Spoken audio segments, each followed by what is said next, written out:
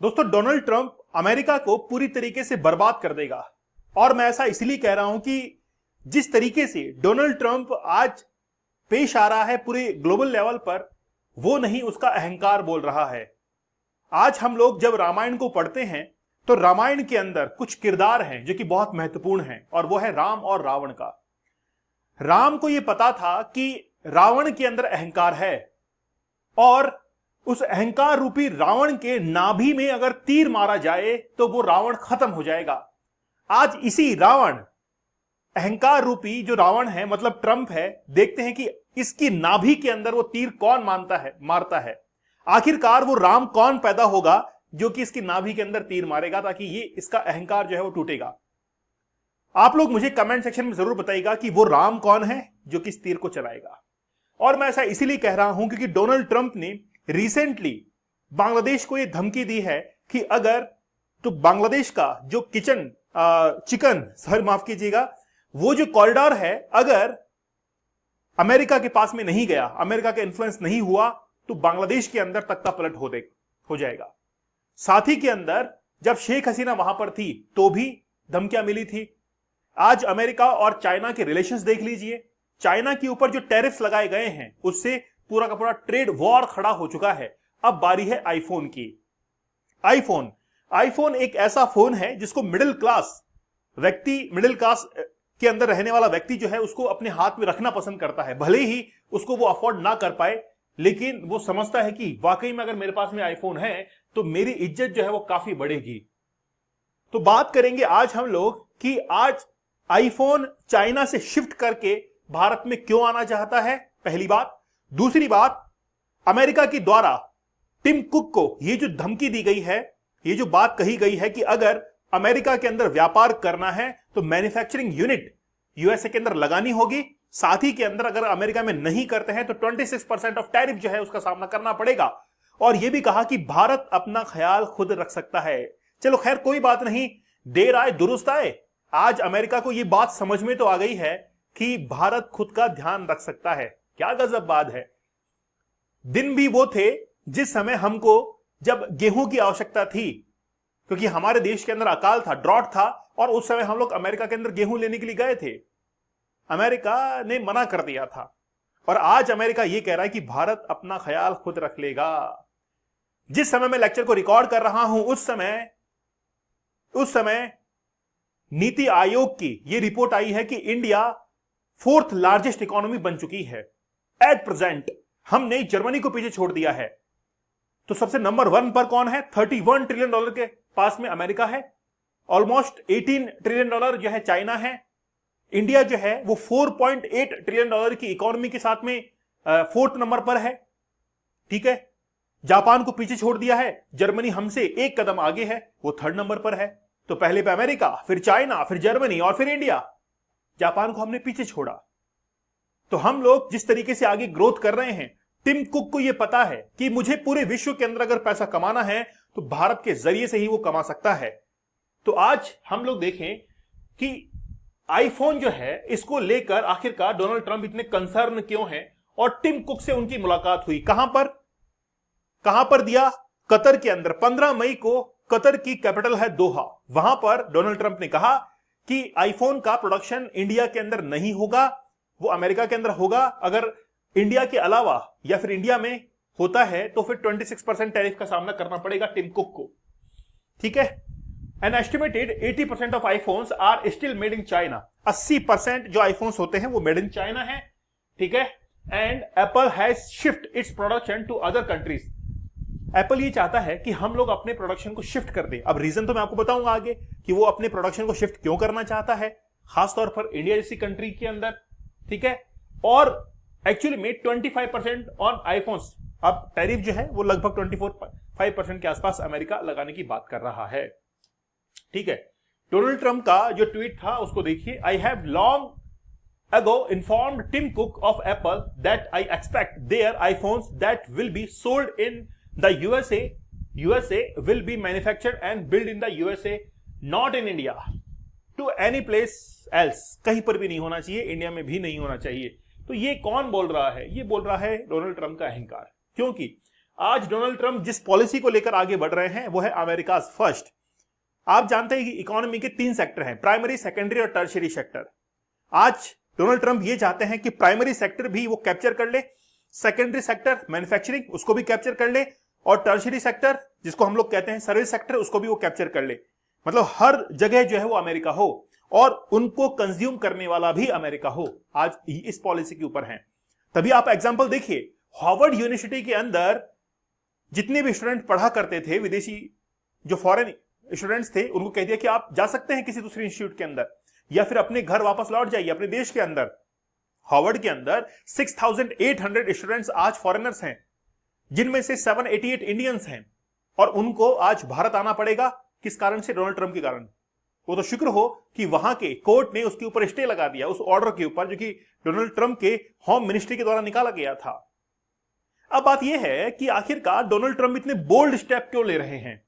ये bold step इसलिए लिए जा रहे हैं क्योंकि पिछले कुछ सालों के अंदर यूएसए की जो अहमियत थी, जो इंपॉर्टेंस थी, वो पूरे विश्व के सामने डाउनफॉल पर हो चुकी थी। मान लीजिए कि मैं किसी इंसान के 10 चांटे जो है वो मारता हूं और बाद में जाकर सॉरी कह देता हूं और कहता हूं कि यार ठीक है, 2 चांटे तू मेरे भी मार ले। लेकिन बात यह है कि मैंने तो 10 चांटे उसके मार दिए हैं, अब कह रहा हूं कि ठीक है यार सॉरी, तू 2 चांटे तू मार ले।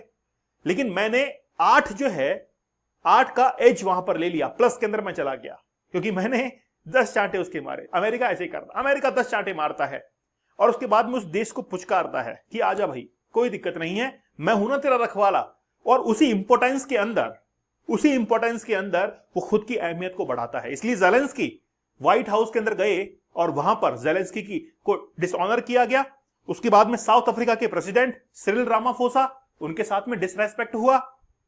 और आप देखिए आज धीरे धीरे अमेरिका दूसरे देशों की डिसरेस्पेक्ट करते जा रहा है। इसलिए अमेरिका का डाउनफॉल जल्द ही जो है वो देखने को मिलेगा। ठीक है, अब एक्चुअली में आईफोन को मैन्युफैक्चर और सप्लाई करने वाली जो कंपनी है वो है फॉक्सकॉन। फॉक्सकॉन ने ये कहा कि $1.5 बिलियन इंडिया के अंदर वो प्लांट लगाएंगे। ठीक है, और इसके लिए ट्रंप ने ऑब्जेक्शन करना शुरू कर दिया है। अब फॉक्सकॉन जो कंपनी है वो तमिलनाडु के अंदर यूजान टेक्नोलॉजी है तमिलनाडु में, वहां पर उसने ऑलरेडी 13,000 करोड़ जो है वो क्या कर दिए हैं, वहां पर इन्फ्यूज भी कर दिए हैं।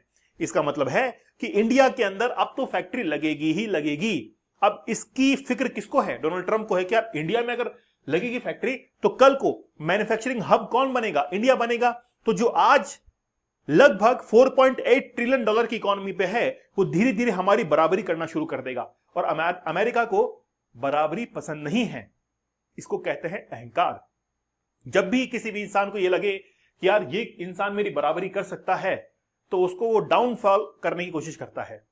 अगर हम लोग आईफोन की बात करें तो आईफोन का प्रोसेसर जो कि ताइवान के अंदर मैन्युफैक्चर होता है। अब जैसे पूरी आईफोन की कीमत आईफोन 16 प्रो जो है वो आता है ऑलमोस्ट 1 लाख के करीब आता है। मुझे पता नहीं, मैं रखता नहीं हूं आईफोन, क्योंकि मैं अगर वो इंडियन फोन बन जाए तो मैं तो उसको रखूं, लेकिन इतना कोई खासा फोन है नहीं हमारे पास में, इसलिए जो है हम लोग अदर फोन को रखते हैं। आईफोन भी रखते हैं, ऐसी कोई बात नहीं है, लेकिन आईफोन जो है 16 प्रो उसकी कीमत है मार्केट के अंदर ऑलमोस्ट 1 लाख रुपीस, और एक्चुअल जो कीमत है कंपनी के पास में वो है 47,587 रुपीज, 47,587 रुपए। लेकिन ये प्राइस यहां पर पहुंची कैसे? देखिए, इसका प्रोसेसर बनाया गया लगभग 7,863 रुपए के अंदर ताइवान में, डिस्प्ले बनी है साउथ कोरिया के अंदर 3,286 रुपए में, बैटरी बनी है चाइना के अंदर 354। चाइना ने यहां पर देखिए क्या गजब का गेम खेला है। कोई ये अंदाजा लगा सकता है कि जो फोन का यूजर है 1 लाख 1.5 लाख का फोन है, उसके अंदर बैटरी लगी हुई है 350 रुपए की, मतलब 350 में एक बर्गर आता है, एक पिज्जा आता है, उसकी कीमत में आईफोन के अंदर बैटरी लगी हुई है। ये देखिए चाइना इस तरीके से आगे बढ़ रहा है। ठीक है, फिर सेलुलर मॉडेम लगा हुआ है इसके अंदर, और इसकी जो मेमोरी होती है वो है अमेरिकन, जो कि 1887 की है। स्टोरेज बना है जापान के अंदर 1782 के अंदर। ठीक है, रियर कैमरा है, मैन एनक्लोजर है। इस तरीके से कीमत कितनी पहुंचती है? 47,000 के आसपास पहुंचती है। उसको जस्ट डबल प्राइस के अंदर जो है वो सेल किया जाता है। ठीक है, तो इस तरीके से आईफोन बनता है। लेकिन हमारा मुद्दा तो ये नहीं था। भारत के अंदर बहुत सी कंपनियां हैं, जैसे टाटा इलेक्ट्रॉनिक्स है, जैसे अभी हम लोग फॉक्सकॉन की बात कर रहे थे, काम करती है भारत के अंदर। विस्ट्रॉन काम करती है, पेगाट्रॉन काम करती है इंडिया, ये सारा इंडिया के अंदर इनका मार्केट है। एप्पल आईफोन का ये मैन्युफैक्चर करते हैं, ठीक है। लेकिन मुद्दा तो ये है कि आखिरकार चाइना से शिफ्ट होकर भारत के अंदर आईफोन क्यों आना चाहेगी? इसका सबसे बड़ा रीजन है मैंगो पीपल, आम आदमी। और आम आदमी चाहे क्या नहीं कर सकता है। आज अगर किसी मिडिल क्लास के अंदर देखेंगे, आज भारत के अंदर ऑलमोस्ट 78% मिडिल क्लास है, 78% मिडिल क्लास है। और जो हायर क्लास के अंदर है उनकी जो परसेंटेज है वो लगभग 6 to 7% है, बाकी सब लोअर क्लास के अंदर है। तो मिडिल क्लास इतना बड़ा है और मिडिल क्लास के डिजायर्स होती हैं बड़ी बड़ी, डिमांड्स होती हैं बड़ी बड़ी, लेकिन इनकम होती है कम। सबसे बड़ी प्रॉब्लम है और मिडिल क्लास इसी ट्रैप के अंदर फंसता है। मिडिल क्लास को समझने की जरूरत है कि इनकम के अकॉर्डिंग, जैसे मान लीजिए, थोड़ा सा मैं आपको समझाना चाहूंगा कि मिडिल क्लास अगर मान लीजिए कि महीने के 1 लाख रुपए वो कमा रहा है, ठीक है, 1 लाख रुपए वो कमा रहा है, ठीक है। अब उसकी फैमिली के अंदर वो 5 लोग हैं। इस 1 लाख रुपीस को 5 से डिवाइड कर दो, कितना हुआ? 20,000 रुपए महीने हो गया। मतलब उसकी जो वैल्यू है वो 20,000 रुपए मंथली है, क्योंकि उसकी सैलरी 5 मेंबर्स के अंदर डिवाइड हो रही है। अब अगर आप लोग 1 लाख रुपए महीना कमाते हैं तो फिर आपके ऊपर जो कर्ज हो सकता है, मैक्सिमम मैं आपको बता रहा हूं कि आप भी देखिए, मतलब जैसे मान लीजिए कि आप कोई चीज परचेज करना चाहते हैं, इंस्टॉलमेंट में लेना चाहते हैं, तो वहां पर 10% का रूल लागू होता है कि आप 10% जो है अपनी सैलरी का, उसके अंदर 10% रूल, कभी आपको इकोनॉमी में बताऊंगा। तो मिडिल क्लास जो है एक्चुअली में वो सबसे बड़ा बायर है इंडिया के अंदर आईफोन का। फिर इंडिया के अंदर अब तक जो मार्केट रहा है वो है USD 139 बिलियन डॉलर का, लेकिन 2028 तक यही मार्केट जो है वो 281 बिलियन के आसपास पहुंचने वाला है, जस्ट डबल। आज एप्पल इस चीज को समझता है कि भारत में मार्केट बड़ा जबरदस्त है। भारत के अंदर जो लोगों की डिमांड है वो कितनी है, मतलब जनसंख्या के अकॉर्डिंग है, पॉपुलेशन के अकॉर्डिंग है। और पूरे विश्व के अंदर सबसे बड़ी जनसंख्या आज कौन रखता है? इंडिया रखता है। चाइना में क्यों नहीं रहना चाहता है? चाइना के अंदर ये हालात देख लीजिए। चाइना के अंदर कोविड-19 था, आगे और भी कोई पैंडेमिक आ सकता है। तो आईफोन को ये लगता है कि आगे अगर कोई पैंडेमिक आ भी गया तो हमारी कंपनी कैसे सर्वाइव करेगी? इतना पैसा लगा हुआ है, इतनी रेपुटेशन है, आखिरकार हम लोग कैसे आगे निकलेंगे? ये बात किसी ना समझ को भी समझ में आती है, इसलिए वो चाइना से निकलकर आज इंडिया के अंदर आना चाहते हैं। सबसे बड़ी बात है 2024 में एप्पल ने भारत में अपने कुल आईफोन उत्पादन का 14% उत्पादित किया, जो दुनिया में चीन के बाद सबसे बड़ा था। तो चाइना में 80% अगर हो रहा है और 14% इंडिया के अंदर हो रहा है, तो ये कितना हो गया? 94% हो गया। और 94% तो चाइना और इंडिया के अंदर हो रहा है। तो चाइना के बाद में सबसे ज्यादा प्रोडक्शन हो रहा है इंडिया के अंदर। अब कंपनी का ये टारगेट है 2028 तक 25% तक इंडिया के अंदर प्रोडक्शन होना शुरू हो जाए। इसीलिए मैं आपसे कह रहा हूं कि तमिलनाडु के अंदर जो कंपनी लगी उसने 14,000 लोगों को जॉब दिया था। 14,000 लोग जो है एम्प्लॉयड हुए थे इंडियंस। 2024 में भारत से आईफोन निर्यात 33% बढ़कर 1 लाख करोड़ रुपए तक पहुंच गया। बड़ा जबरदस्त है।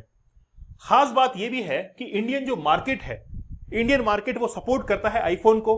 भारत के द्वारा एक स्कीम लॉन्च की गई, प्रोडक्शन लिंक्ड इंसेंटिव स्कीम, जिसको PIL स्कीम भी हम लोग कहते हैं। इसमें अगर कोई कंपनी एस्टेब्लिश होना चाहती है, मैन्युफैक्चरिंग की जाती है उसकी, वो मैन्युफैक्चरिंग करना चाहती है भारत के अंदर, तो फिर उसको वहां पर सब्सिडीज दी जाती है गवर्नमेंट की तरफ से, और एप्पल इस चीज का लाभ उठाना चाहता है। तो फॉक्सकॉन ने तमिलनाडु में 1.5 बिलियन, कर्नाटक में 600 मिलियन, तेलंगाना के अंदर 500 मिलियन इतना जो है इन्वेस्टमेंट किया है। और टाटा इलेक्ट्रॉनिक्स ने 2025 में पेगाट्रॉन की भारतीय इकाई में 60% की हिस्सेदारी जो है वो भी हासिल कर ली है। तो आप ये देखिए कि इतना बड़ा मार्केट जो है आज आईफोन का इंडिया के अंदर बन रहा है। और यही जो है वो किसको प्रॉब्लम हो रही है? डोनाल्ड ट्रंप को आज प्रॉब्लम हो रही है कि यार भारत जो है वो धीरे धीरे ग्रो कर रहा है, भारत की पॉलिसीज फेवर कर रही हैं आज आईफोन जैसी कंपनीज को। तो कल को ये होगा कि आईफोन तो साथ में आएगा, साथ में 10 कंपनीज और आएंगी। जैसे मान लीजिए कि मेरा एक दोस्त है जो कि बहुत पैसा अर्न करता है, ठीक है, अब उसने किसी कंपनी को ज्वाइन कर लिया, तो और भी कई लोगों को क्या लगेगा कि हो सकता है यार कंपनी बड़ी जबरदस्त हो, कंपनी बड़ी अच्छी हो, हम भी वहां पर जो है जॉब करना चाहेंगे। या मान लीजिए कि मैंने किसी कंपनी के अंदर इन्वेस्ट कर दिया और वहां से पैसा कमाया, तो मेरे साथी क्या सोचेंगे अगर हमको भी इन्वेस्ट करना चाहिए। तो आज एप्पल कंपनी अगर इंडिया में आती है तो ये मान के चलिए कि एप्पल के साथ साथ में कई कंपनियां जो है, सैकड़ों कंपनियां वो भारत के अंदर आएंगी और अपना मैन्युफैक्चरिंग हब जो है वो किसको समझेंगी? वो इंडिया को समझेंगी। ठीक है, लेकिन आप लोग सवाल का जवाब मत भूल जाइएगा कि आखिरकार वो राम कौन है जो कि रावण की नाभि के अंदर तीर मारेगा। ठीक है, आईफोन ने इंडिया के अंदर, आईफोन ही नहीं मतलब भारत के अंदर तमिलनाडु में डिस्प्ले मैन्युफैक्चर होती है, इसके साथ में ही हम लोग जो है आईपोड्स वगैरह अलग अलग प्रोडक्ट जो है वो भी अब मैन्युफैक्चर कर रहे हैं। तो कई डायमेंशन के अंदर आज इंडियन मार्केट जो है वो काम करेगा। तो आईफोन भारत में आ रहा है, ये खुशी की बात है। और जॉब क्रिएट होंगे, जैसे मैंने बताया 14,000 जॉब जो है वो क्रिएट हुई हैं और आगे जाके मैन्युफैक्चरिंग हब बनेगा तो इंडिया वैसे ही ग्रो करेगा। हम लोग सपना देखते हैं कि इंडिया जो है वो 2030 तक 10 ट्रिलियन डॉलर की इकोनॉमी बन जाए, लेकिन उस सपने के हिसाब से काम भी तो करना पड़ेगा। वो काम यही है। ठीक है, समझ में आ रहा है? इसलिए मैं चाहता हूं कि आप भी अपने सपने के हिसाब से काम करें, ड्रीम के अकॉर्डिंग काम करें। और अगर ड्रीम की रिक्वायरमेंट है कंसंट्रेशन और फोकस, तो आप ये जो चीज है इससे आप लोग हासिल कर सकते हैं। तो दोस्तों, हमारे 75 डेज के हार्ड चैलेंज को आप लोग जरूर ज्वाइन कीजिए। मैं आपको बता देता हूं, अगर आप लोग पोर्नोग्राफी को एक्सेस करते हैं तो जीवन के अंदर आपको असफलता जरूर हाथ लगेगी। और मैं ऐसा इसलिए कह रहा हूं क्योंकि उसने आपके सबकॉन्शियस माइंड को डिस्टर्ब काफी किया है। उसको रिवायर, रिप्रोग्राम करने की जरूरत है। और ये जो टेक्निक्स हैं, 75 टेक्निक्स, ये इसमें काम में आने वाली हैं। तो आप लोग जरूर जो है इसको कोर्स को एक्सेस कीजिए, 75 डेज का हार्ड चैलेंज लीजिए और फिर देखिए आपकी सक्सेस इंडिया की तरह ही होगी। ठीक है, चलिए आप लोग मुझे टेलीग्राम पर दीपक इंदौर ऑफिशियल पर ज्वाइन कर लीजिए। साथ ही के अंदर दीपक इंदौर ऑफिशियल इंस्टाग्राम पर मुझे फॉलो भी कर सकते हैं। तो मिलते हैं आप लोगों से अगले सेशन के अंदर। तब तक धन्यवाद, थैंक यू, जय हिंद।